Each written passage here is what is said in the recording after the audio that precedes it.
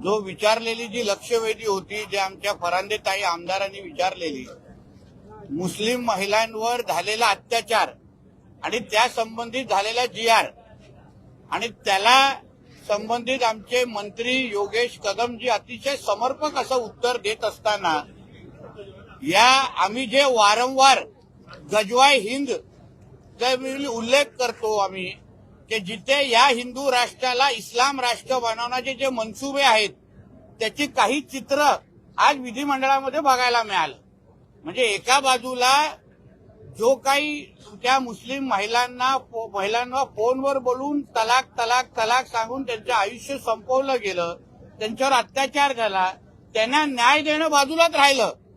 पण इस्लाम में क्या लिखा है, इस्लाम में तो ट्रिपल तलाक क्या ऐसा है, म्हणजे जसं का आम्हाला वाटत होतं की आम्ही पाकिस्तानच्या विधानसभेमध्ये बसलोय, कराचीच्या विधानसभेमध्ये बसलोय, भारताच्या विधानसभेमध्ये बसलो ना, अशी भावना आली आम्हाला।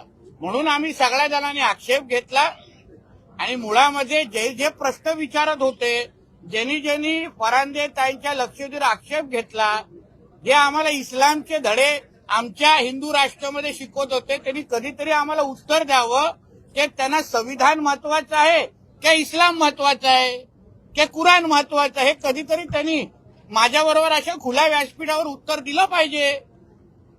आणि ज्या समान नागरिक कायद्याचा विरोध हे लोक उल्लेख करतात, ते संविधानामध्ये त्याचा उल्लेख आहे। ह्यांची तुम्ही घरं तोडायला जा, लँड जिहादच्या नावाने बुलडोजर चढवायला जा, ते लगेच संविधान समोर दाखवतात।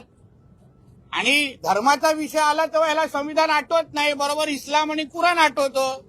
म्हणून या सगळ्या गोष्टीवर आक्षेप आम्ही सगळ्या जणांनी घेतला आणि म्हणून हे सगळे जी काय बडबड, कोणाला पाकिस्तानची बाजू घ्यायची असेल आणि इस्लामचे धडे दाखवायचे असतील ना, तर मदरशांनी मस्जिदमध्ये जाऊन शिकवा, विधानसभेमध्ये येऊन या सगळ्याची बाबतीची लेक्चर आम्हाला द्यायची नाही, ही आमची सगळ्यांची भूमिका आहे।